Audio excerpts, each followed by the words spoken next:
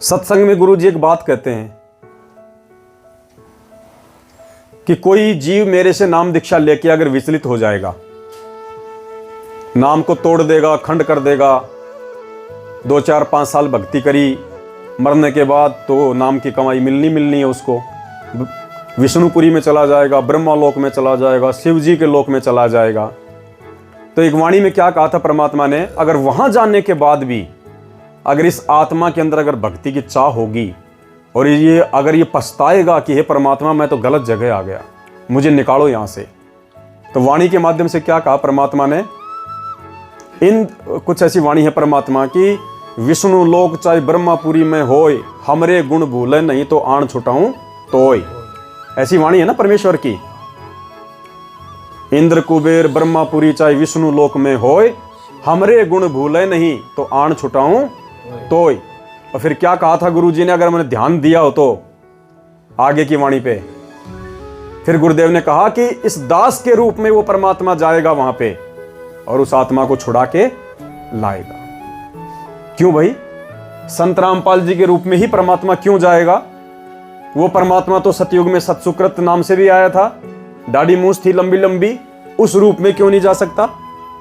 वो तो त्रेता में मुनिंद्र ऋषि के रूप में भी आया था, उस रूप में क्यों नहीं जा सकता? द्वापर में वो करुणामय ऋषि के रूप में आया था, उस रूप में जाके क्यों नहीं छुड़ा सकता? 650 साल पहले दाढ़ी मूछ वाले कबीर जी वाली शकल में आया था, उस रूप में जाके क्यों नहीं छुड़ा सकता? ये संत रामपाल जी वाले रूप में ही क्यों जाएंगे परमात्मा? क्योंकि ये परमेश्वर का वास्तविक रूप है। यही रूप है परमपिता परमेश्वर सतगुरु रामपाल जी भगवान का सतलोक में, ये वास्तविक रूप है परमेश्वर का। इसीलिए परमात्मा कहते हैं साधु दर्शन राम का मुख पे बसे सुहाग, और दर्शन उन्हीं को होते हैं जिनके पूर्ण भाग। परमात्मा के दर्शन, इसलिए परमात्मा कहते हैं कि हे पुण्यात्माओं, तुम्हारे पुण्यों का कोई हिसाब किताब नहीं लगाया जा सकता कि तुम कितनी पुण्य कर्मी आत्मा हो, धन्य है तुम्हारे माता पिता, क्योंकि वास्तविक रूप है ये परमात्मा का, ये सतलोकी रूप है गुरुदेव भगवान का।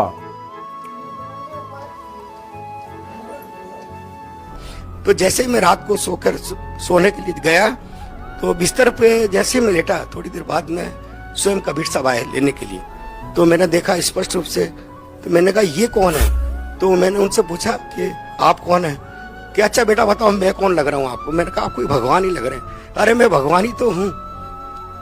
मैंने बहुत ध्यान से देखा कबीर साहब के गोल्डन कलर के हेयर, सुनहरे बाल और रक्त वर्ण का, और वो जिह्वा से नहीं बोल रहे, ध्वनि से उनसे बात हो रही थी मेरी। तो मैंने उनसे थोड़ा प्रश्न पूछना चाहा।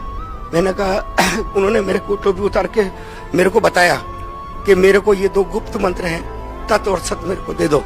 तो मैंने कहा परमात्मा, ये अगर आप परमात्मा है तो ये मेरे पास नहीं है कि मेरे पास है, आप ऐसा करो बरवाला आ जाना। तो मैंने कहा बरवाला में तो रामपाल जी रहते हैं। तो उन्होंने मेरे को बताया कि मैं ही रामपाल हूँ और आप वहां पर आ जाओ। कहा ठीक है। जाते जाते उन्होंने मेरे से कहा कि देर मत करना, बहुत तेजी से समय निकल रहा है बेटा, तुरंत चले आओ।